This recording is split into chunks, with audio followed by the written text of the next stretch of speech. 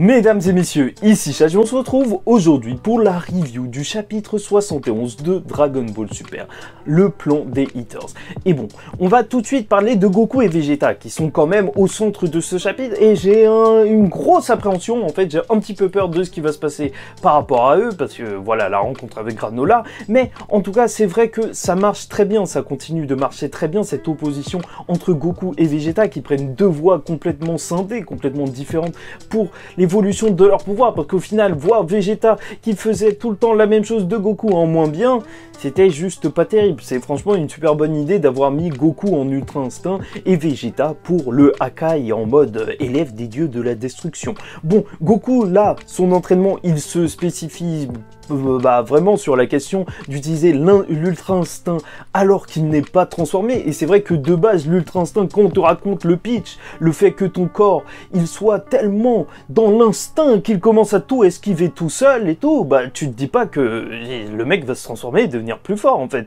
En fait, ça a juste l'air d'être une technique d'art martial entre guillemets ou d'entraînement de ton corps, mais sans qu'il y ait de grosses transformations. Et même, bah apparemment, c'est ce qu'on peut voir là, c'est que Goku peut passer et il doit passer en Ultra Instinct sans même se transformer, et ça va lui économiser de l'énergie. Quant à Vegeta, il s'entraîne à détruire des rondins de bois et il détruit carrément une montagne. Donc peut-être qu'il a un petit peu du mal à contrôler cette nouvelle force, mais en tout cas, il le fait, c'est propre. Son Hakai est vraiment propre. Et là, on voit vraiment que ce sont devenus vraiment les champions, les combattants du dieu de la destruction et de l'ange. C'est qu'ils ont maintenant chacun leur emblème. Et ça aussi, c'est cool de les différencier comme ça. T'as Goku qui a juste la petite trace, comme d'hab, de son sensei, et par contre Vegeta qui a la boucle d'oreille des dieux de la destruction. Pas mal. Franchement, pas mal. Par contre, le truc qui me fait un petit peu peur, c'est que Goku et Vegeta, ils vont rencontrer Granola sur sa planète. Pourquoi? Parce que les Eaters, ils vont arriver, et ils vont leur proposer, en fait, de venir les aider, ces héros, en les payant. Et déjà, depuis quand Goku et Vegeta, c'est des mercenaires? Depuis quand tu les payes pour venir te sauver? Et même depuis quand il y a d'autres peuples qui arrivent et qui disent sauvez-nous? C'est, je sais pas, c'est plutôt bizarre, et j'espère en tout cas, parce que franchement ils ont demandé aucune information, enfin c'est un peu gros quand même. Goku et Vegeta, ils iraient pas tabasser un mec juste parce qu'il y a un extraterrestre random qui serait arrivé et qui aurait dit oui, ce mec il est méchant. Ce serait archi chelou. Oui, en vrai au final j'ai bien compris, Goku et Vegeta ils sont pas là pour l'argent, surtout que eux ils sont juste là pour la baston, mais quand même, je sais pas, le principe qu'ils vont être payés, même si c'est Chichi qui a demandé, et même le fait que ce soit Chichi, on dirait que Chichi elle s'en fout de l'univers tant qu'elle a de la thune, ça fait un petit peu trop michto, je sais pas. Bon, il y a des gens qui ont peur un petit peu, qui se disent mais pourquoi Vegeta et Goku sont montés sur leur vaisseau même? Et genre, ils ne se méfient de rien, encore Goku, vu que dans Dragon Ball Super, il est complètement idiot. Bah voilà, mais Vegeta, il aurait jamais fait ça. Mais en soi, Vegeta, vous ne comprenez pas, il a peur de rien. Même s'il y avait un gros monstre à l'intérieur, il se dirait que lui, il peut le défoncer. Donc oui, il a pas peur d'aller n'importe où. Mais en plus, ça les intéresse de voir un guerrier super puissant, c'est sûr.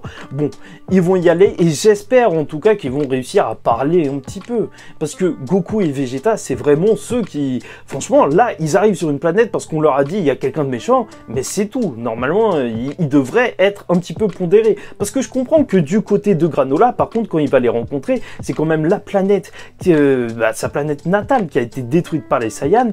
Bah, en soi, il a toutes les raisons de péter un câble. Je vous rappelle qu'il était tellement à fond dans sa vengeance qu'il a sacrifié presque toute son espérance de vie.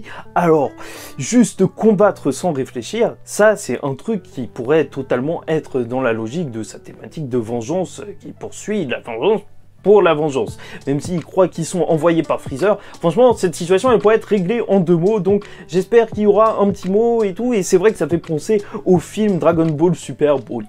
Après, si on parle des Eaters, entre guillemets, là, parce que c'est assez intéressant, et ouais, on doit en parler même, on doit en parler, parce que, voilà, déjà il y en a un qui est vraiment mystérieux, c'est le gaz. le Gaz. Non, mais Gaz, vraiment, là, il se bat pas tout de suite, et depuis le début, on nous tease qu'il est vraiment très très puissant, et que même, il pourrait battre Freezer. Bon, en soi, nous, battre Freezer, on trouve plus ça si c'est impressionnant, mais... est-ce que c'est si impressionnant que ça? Parce qu'il y a un gros gap quand même entre Freezer et Goku Ultra Instinct.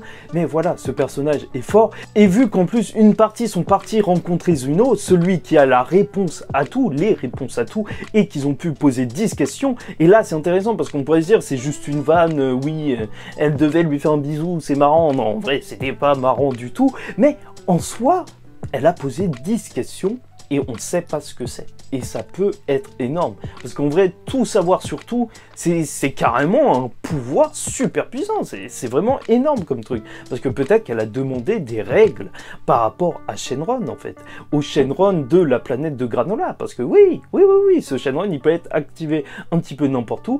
Donc, en plus, vu qu'ils ont volé le Dragon Radar, voilà, ils ont juste à y aller et juste faire leur vœu et peut-être rendre Gaz encore plus puissant. Et ce serait assez fort de faire ça parce que c'est bien ce qu'on nous a introduit dès le début de l'arc en fait. Et même lorsque Granola a utilisé les Dragon Ball pour devenir plus puissant, on nous a bien répété qu'il serait le plus puissant maintenant, mais ça n'empêche pas que quelqu'un devienne plus puissant que lui à l'avenir. Et en fait, c'est ça, c'est une course à toujours devenir le plus puissant. Et je trouve que en ça, en fait, nous faire encore une fois quelqu'un qui devient plus fort n'importe comment, bah ça marcherait bien quand même. Parce que voilà, c'est dans la thématique il y aura toujours quelqu'un de plus fort que toi, mais là, vraiment en exacerbé dans cet arc. Bon, et là, c'est pas une précision, mais juste pour vous dire que Granola qui surveille son père, ça sent que ce Namek, il va prendre cher, les pauvres Namek.